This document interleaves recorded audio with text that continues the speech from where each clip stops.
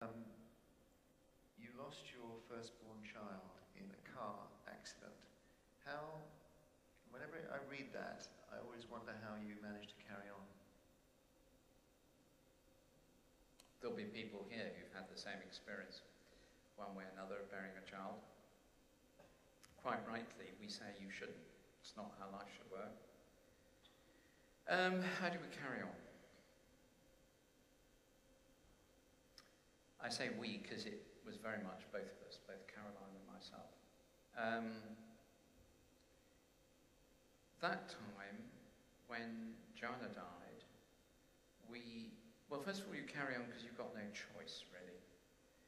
But we carried on because there was an extraordinary sense of the presence and of the goodness of God, and of being surrounded by the love of God, which is inexplicable because I can't explain it, but it was there. I don't think, we now say, I've heard Caroline say many times, and I've said, I can't remember any point in my life where I was so overwhelmed by emotion and loss, and so conscious of the presence of God. And about a year later, our next child, who was born about a year later, was very rapidly diagnosed with quite a serious illness and needed major surgery. And on that occasion, there was no sense of the presence of God at all. And that was almost, well, it was harder. And that time we kept going because we were sustained by the love of those in the church. I know that particularly when you were in Coventry, Justin, you reached out to parents who had had to bury a child, and it was an important part of your ministry.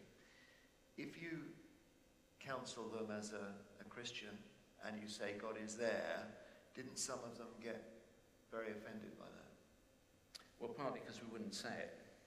No, but I don't say that because I think it's trite. I know he's there, but you start where people are. Sorry, I always get a bit choked up with this stuff. We went to visit a children's hospice quite recently, an amazing place in my own diocese in Canterbury. And they were lovely. And while we were there, the director of the hospice said, look, this isn't on the programme. You can say no. I know it's really difficult for you and sensitive, but there's a family here whose child died 3 days ago. And they're just sitting with the child quietly. It's a beautiful little chapel. And they weren't churchgoers. They said, would the two of you be willing to talk to them? And we said, yeah. And you always find you do what you always do, which is we just sat there and cried with them. Because one of the great moments for Caroline was when, in the depths of loss, she was reading the Psalms, and Psalm 56 verse 8 says, God stores up your tears in a bottle. Nothing's lost, nothing's forgotten. And so that's what we did with them. And then there was an extraordinary moment. This lovely, lovely couple. They were so, so lovely. And they said, the wife said, look, we're not religious, but will she be looked after?